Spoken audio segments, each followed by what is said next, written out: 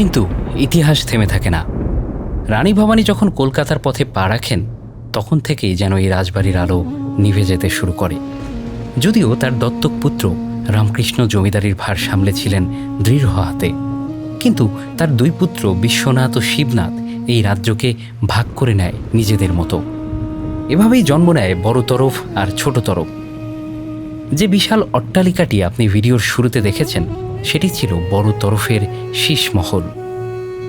আর এই প্রাসাদের একদম শেষ প্রান্তে দাঁড়িয়ে রয়েছে ছোট তরফের আরেকটি রংমহল। দুই তরফের দুই জমিদার একসময় একসাথে খেলাধুলা করা দুই ভাই ধীরে ধীরে জড়িয়ে পড়েন ইংরেজদের ফাঁদে। যে ইংরেজরা একসময় অতিথি হিসেবে এই রাজবাড়িতে আসত, তারাই একসময় এখানে তৈরি করে ইতিহাসের এক কলঙ্কিত অধ্যায়।